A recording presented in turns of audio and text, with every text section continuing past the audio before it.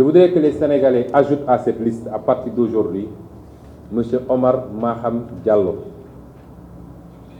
Cet homme n'est pas un magistrat, ce n'est pas un juge, et c'est un danger pour le pays. D'abord, comment il a été choisi? Il a été choisi sur des bases de parenté, sur des bases régionalistes.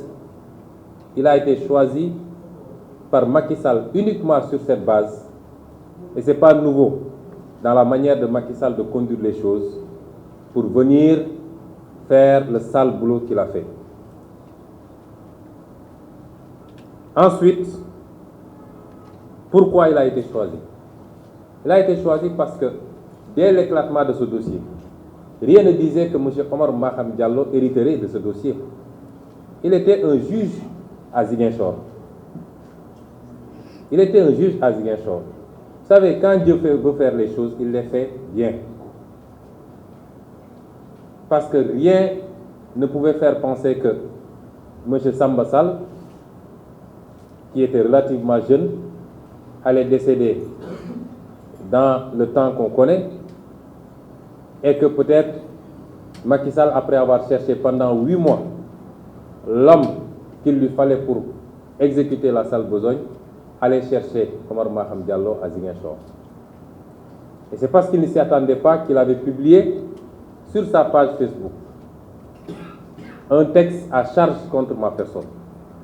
Un texte qui a été écrit par un militant de la paire qui vit, je crois, en France, qui passe tout son temps à dire du mal de moi et qui se trouverait être son beau-frère. Et un juge astreint à un certain nombre d'obligations, particulièrement dans un dossier en cours en justice, ce juge-là s'est permis de publier sur sa page Facebook un texte à charge qui me condamnait et qui m'envoyait même directement en prison. Pensez-vous qu'il soit normal 8 mois plus tard qu'on aille chercher ce même juge pour lui confier ce dossier? Et c'est pourquoi on ne pouvait rien attendre d'autre de Omar Maham Diallo. Le jour où je suis entré dans son bureau pour la première fois et que je vois que le bureau était totalement humidifié d'eau bénite ou d'eau maudite, je ne sais pas, en tout cas de Safara, et quand je me suis mis en face d'un juge qui est allé se faire mettre des sparadraps, je ne sais quoi, à la main, parce qu'on lui avait dit qu'il ne faut pas serrer la main à Sonko, et je n'étais pas venu pour lui serrer la main. D'ailleurs, j'ai compris que ce monsieur était venu en mission commandée, qu'il ferait semblant d'instruire un dossier, mais que son ordonnance était déjà prise depuis très longtemps, et peut-être même écrite ailleurs. Je l'ai compris, et je l'ai dit immédiatement à mes avocats en disant que c'est une mascarade, mais ce monsieur a déjà pris son ordonnance. Il a pris son ordonnance pour continuer un projet que Macky Sall, son ministère de la Justice et son ministère de l'Intérieur sont en train d'appliquer depuis février 2021. Bien avant ça, vous avez tous vu qu'ils ont commencé, sous prétexte de faire des travaux au tribunal, à mettre des barrières électriques autour de tout le tribunal pour préparer un procès, alors que le juge d'instruction était en train d'instruire. Vous ne mettez pas des barrières électrifiées à Rebeuss ou je ne sais où, vous en mettez au tribunal parce que vous pensez qu'il vous faut forcer un procès et que ce serait un procès à risque. L'attitude de ce juge est déplorable. Elle n'honore pas la magistrature. Ce juge a voulu passer sous silence tous les éléments à décharge dans ce dossier, alors qu'il n'y a pas un seul élément à charge. On n'a jamais vu un dossier de ce genre dans l'histoire judiciaire du monde, je dis. Un dossier qui se présente comme ça et qu'un juge d'instruction ose renvoyer. Il n'a même pas osé suivre la procédure. C'est par mail qu'il a envoyé aux avocats pour leur dire que je renvoie. C'est extrêmement grave. Comment est-ce qu'un juge peut mettre à l'écart le rapport interne de la gendarmerie. La gendarmerie, c'est un corps d'élite. Et c'est la gendarmerie qui a fait l'enquête préalable, l'enquête préliminaire.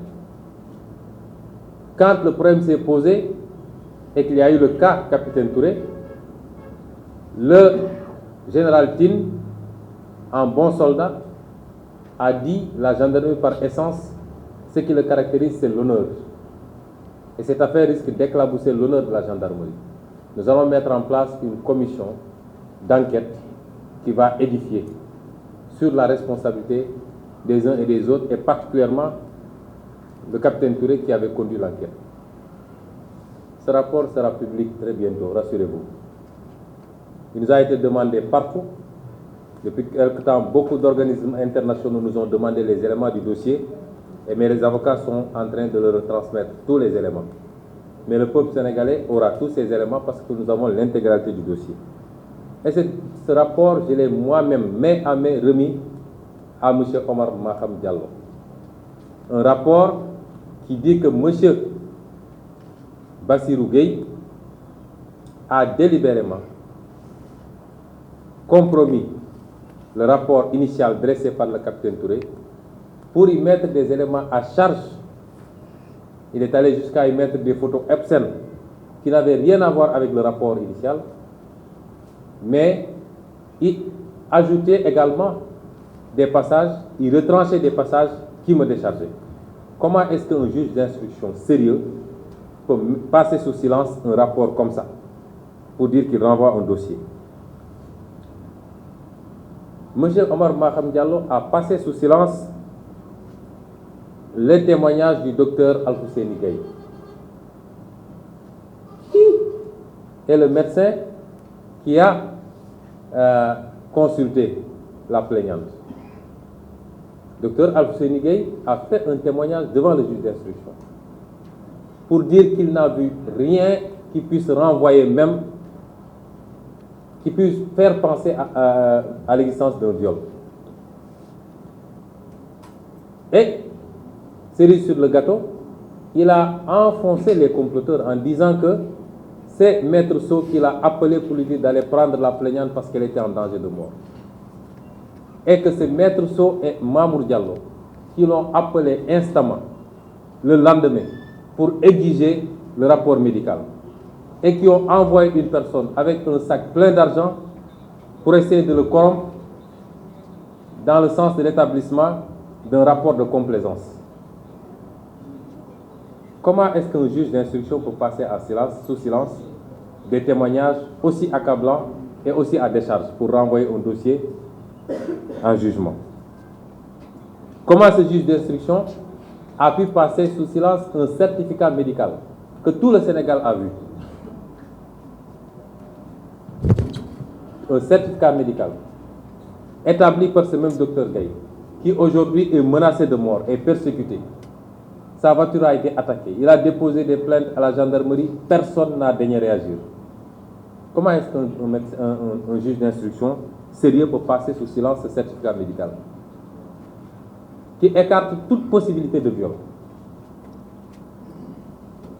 Je crois que désormais, il faut que tous les Sénégalais sachent qu'ils sont en danger.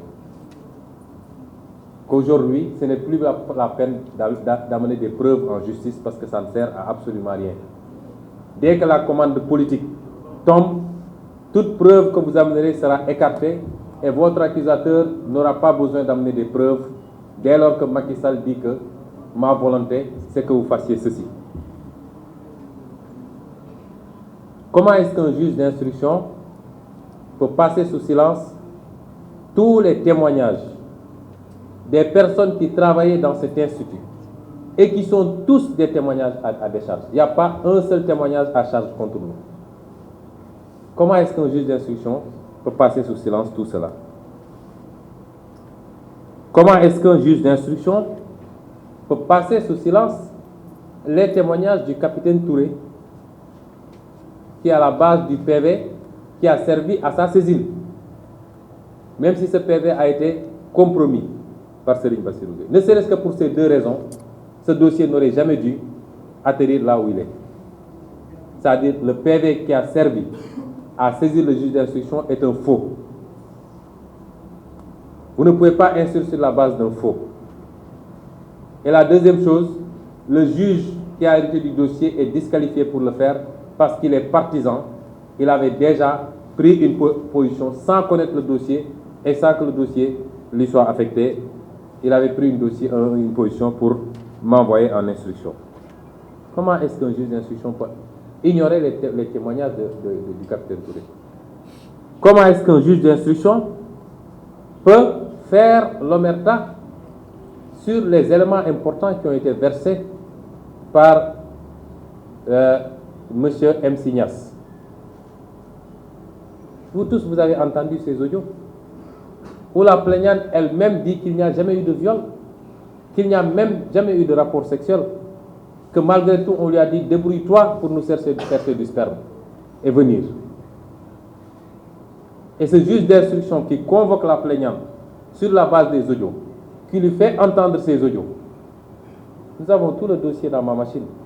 La plaignante lui confirme que c'est moi qui ai bien dit ça, mais je m'amusais. Vous avez entendu? Qui confirme les audios de M. Signas, dans lesquels elle-même reconnaissait qu'il n'y a jamais eu le motif qu'elle me collait. Comment est-ce qu'un juge d'instruction peut ignorer tout ça pour revenir renvoyer un dossier? Comment est-ce qu'un juge d'instruction qui a des réquisitions téléphoniques, lesquelles réquisitions téléphoniques montrent les trafics qu'il y a eu, les appels qu'il y a eu entre les différents protagonistes du complot, avant, pendant et après l'événement, aux heures même concernées, entre Mamour Diallo, Maître Gabisso, le convoyeur, le Sidi Ahmed Mbaye, la plaignante? Comment est-ce qu'un juge peut avoir tous ces éléments-là et renvoyer ce dossier en procès? Il n'a même pas instruit. Tous les éléments seront rendus publics. Quand vous lirez l'audition de Mamour Diallo, c'est ridicule. Vous convoquez une personne qui a été citée dans un dossier avec des audios, avec des réquisitions téléphoniques. Vous laissez la personne dire ce qu'elle veut, elle dit non, je n'ai rien à dire, mais s'il y a une plainte contre moi, là je viens de répondre, mais mes avocats m'ont dit de ne pas répondre. Vous la faites signer et elle part. Ça, c'est de l'instruction. Ça, c'est de l'instruction. Même pas des questions de relance sur les différents éléments qui chargeaient cette personne par rapport à sa participation dans un complot. Cet homme, Omar Maham Diallo, est un politicien. Je le considère désormais, et tous les gens qui sont avec moi, comme étant simplement un adversaire politique qui a exécuté une commande politique. Et il faudra qu'il en assume toutes les conséquences.